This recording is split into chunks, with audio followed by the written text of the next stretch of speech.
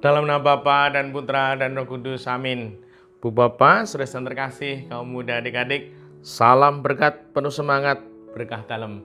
Kembali kita berjumpa dalam renungan harian, hari ini Rabu 6 September 2023. Kita akan mengambil dari Injil Lukas bab 4, ayat 38 sampai 44. Setelah meninggalkan rumah ibadat di Kapernaum, Yesus pergi ke rumah Simon. Adapun ibu mertua Simon sakit demam keras dan mereka minta kepada Yesus supaya menolong dia. Maka Yesus berdiri di sisi wanita itu lalu menghardik demamnya. Segera penyakit itu meninggalkan dia. Wanita itu segera bangun dan melayani mereka. Ketika matahari terbenam, semua orang membawa kerabatnya yang sakit kepada Yesus. Ia meletakkan tangan atas mereka masing-masing dan menyembuhkan mereka. Dari banyak orang keluar juga setan-setan sambil berteriak, "Engkaulah anak Allah." Tetapi dengan keras Yesus melarang mereka berbicara karena mereka tahu bahwa ia Mesias. Ketika hari siang Yesus berangkat ke suatu tempat yang sunyi, tetapi orang banyak mencari dia. Ketika menemukannya, mereka berusaha menahan dia supaya jangan meninggalkan mereka. Tetapi Yesus berkata kepada mereka, "Juga di kota-kota lain, aku harus mewartakan Injil Allah, sebab untuk itulah aku diutus."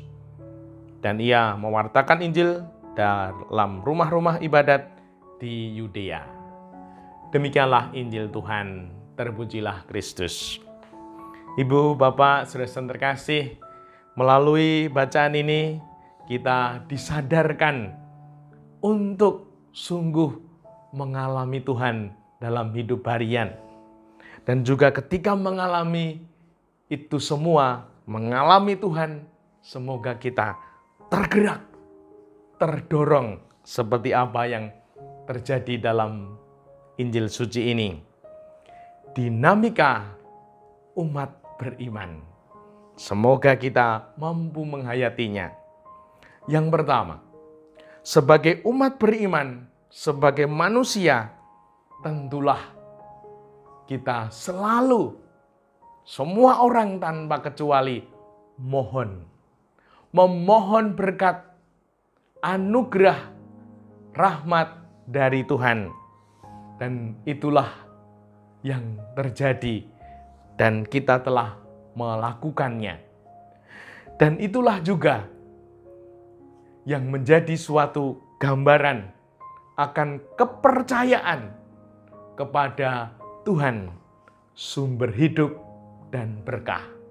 Maka kalau kita ingin membutuhkan berkah hidup, kita mendekati, kita meluhurkan Tuhan dan memohon berkat-Nya.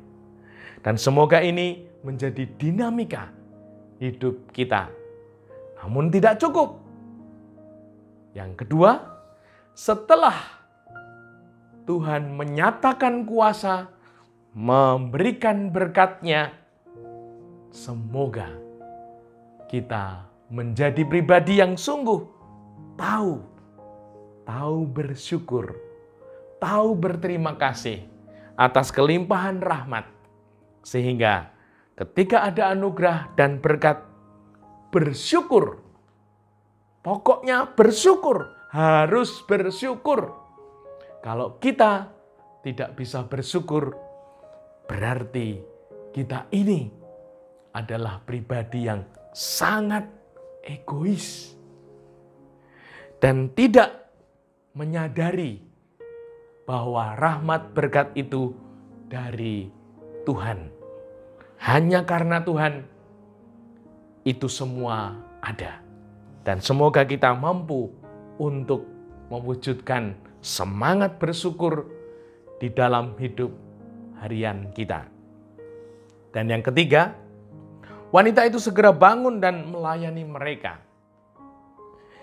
Inilah pribadi yang menyadari telah diberkati.